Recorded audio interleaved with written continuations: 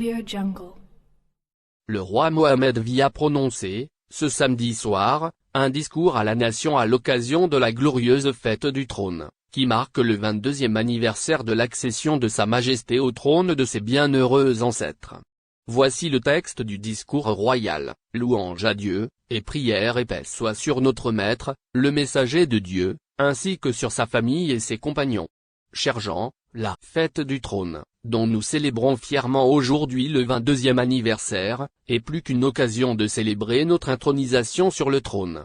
Elle incarne les liens d'allégeance sacrée et la forte cohésion qui unit toujours les rois et sultans du Maroc à leur peuple, en toutes circonstances et conditions. Le Maroc est un État ancien et une nation unie, dont les racines plongent dans les profondeurs de l'histoire. Et le Maroc, c'est l'unité nationale forte, et le consensus de ses composantes sur ses saintetés.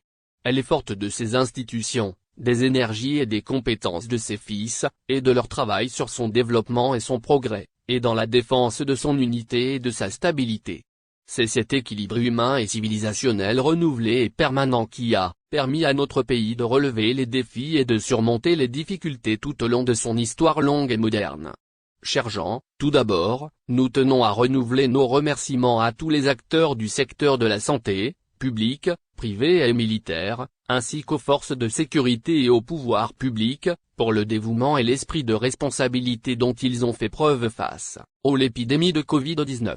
C'est une étape difficile pour nous tous, pour moi personnellement et pour ma famille, comme les autres citoyens, car quand je vois des Marocains souffrir, je ressens la même douleur, et je partage le même sentiment avec eux.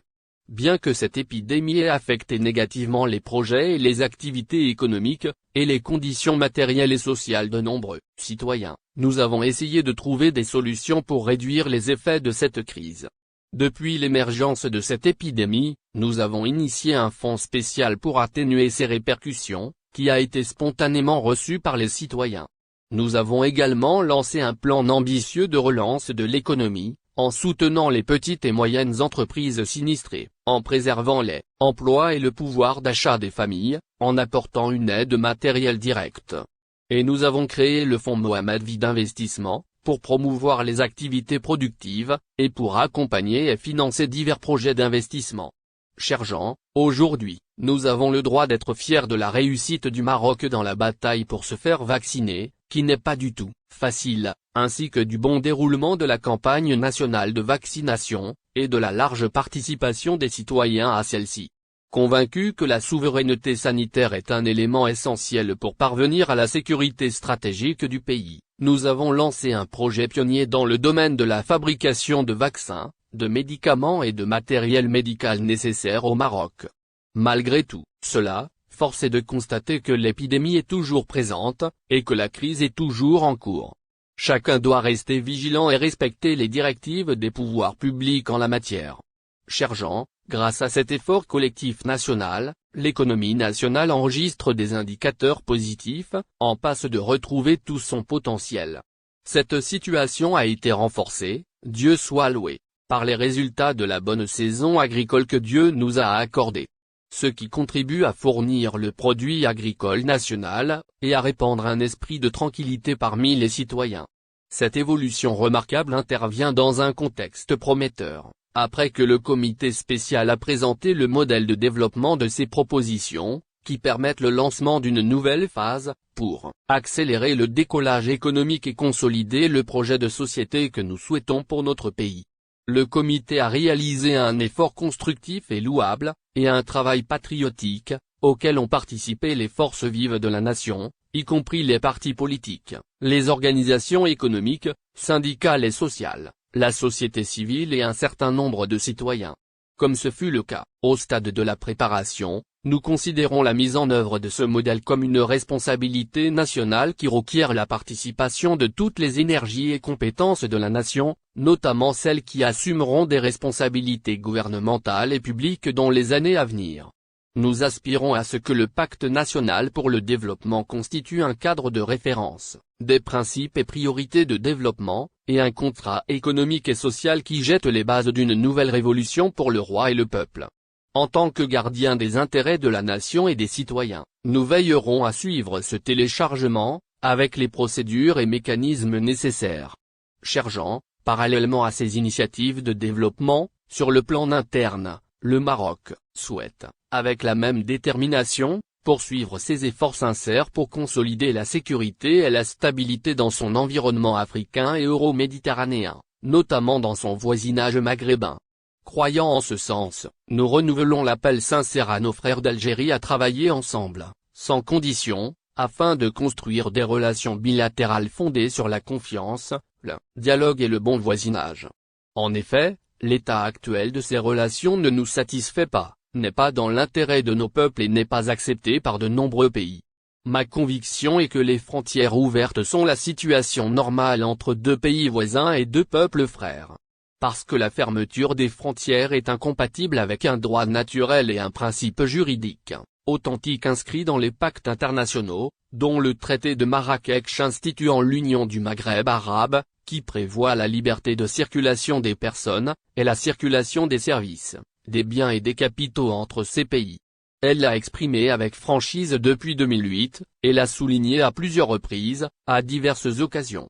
D'autant plus que ni son Excellence l'actuel président algérien, ni même l'ancien président, ni moi ne sommes responsables de la décision de fermeture. Mais nous sommes politiquement et moralement responsables de sa continuation, devant Dieu, devant l'histoire et devant nos concitoyens. Et il n'y a aucune logique raisonnable qui puisse expliquer la situation actuelle, d'autant plus que les raisons de la fermeture des frontières sont devenues outrepassées, et qu'elles n'ont aujourd'hui plus aucune justification acceptable. Nous ne voulons blâmer personne et ne donnons de leçons à personne, au contraire, nous sommes frères, séparés par un corps étranger, qui n'a pas sa place parmi nous. Quant à ce que certains disent, que l'ouverture des frontières n'apportera que du mal et des problèmes à l'Algérie, ou au Maroc, ce n'est pas vrai. Ce discours ne peut être cru par personne, surtout à l'ère de la communication et des technologies modernes. La fermeture des frontières ne coupe pas la communication entre les deux peuples, mais contribue plutôt à fermer les esprits, affectés par ce que certains médias promeuvent, de fausses thèses, que les Marocains souffrent de la pauvreté, et vivent de la contrebande et de la drogue. N'importe qui peut confirmer que ces allégations ne sont pas vraies, surtout qu'il y a une communauté algérienne vivant dans notre pays, et qu'il y a des Algériens d'Europe et d'Algérie qui visitent le Maroc et connaissent la vérité des choses. J'assure nos frères d'Algérie ici présents que le mal et les problèmes ne vous viendront jamais du Maroc, et qu'aucun danger ou menace ne vous en viendra, car ce qui vous touche nous touche, et ce qui vous frappe nous nuit. Par conséquent, nous considérons que la sécurité et la stabilité de l'Algérie, et la tranquillité de son peuple, font partie de la sécurité et de la stabilité du Maroc. Et vice-versa, ce qui affecte le Maroc affectera aussi l'Algérie. Parce qu'ils sont comme un seul corps. Car le Maroc et l'Algérie souffrent ensemble des problèmes d'immigration, de contrebande, de drogue et de traite des êtres humains. Les gangs qui font cela sont notre ennemi réel et commun. Si nous travaillons ensemble pour le combattre, nous pourrons limiter son activité et tarir ses sources. En revanche, nous regrettons les tensions médiatiques et diplomatiques dans les relations entre le Maroc et l'Algérie, qui nuisent à l'image des deux pays, et laissent une impression négative, notamment dans les enceintes internationales.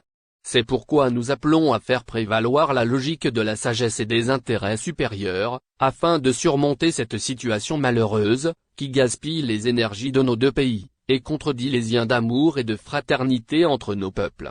Le Maroc et l'Algérie sont plus que deux pays voisins, sont des jumeaux complémentaires. Par conséquent, j'appelle son Excellence le président algérien, à travailler ensemble, dans les meilleurs délais qu'il jugera opportuns, pour développer les relations fraternelles que nos deux peuples ont construites au cours d'années de lutte commune. Cher Jean, nous saisissons cette glorieuse occasion, pour rendre hommage et appréciation à toutes les composantes des forces armées royales, de la gendarmerie royale, de la sécurité nationale, des forces auxiliaires et de la protection civile, pour leur dévouement et leur mobilisation permanente, sous notre direction, pour défendre l'unité de la nation et sa souveraineté, et de maintenir sa sécurité et sa stabilité. Nous rappelons également, en toute sincérité, les âmes et les sacrifices de nos honorables ancêtres, conduits par notre grand-père, et notre bienheureux père, Sa Majesté le roi Mohammed V, Sa Majesté le roi Hassani, que Dieu accorde le repos à leurs âmes, et à tous les justes martyrs de le pays natal. Le Tout-Puissant a dit, si Dieu connaît le bien dans vos cœurs, il vous donnera du bien. La grande vérité de Dieu, que la paix soit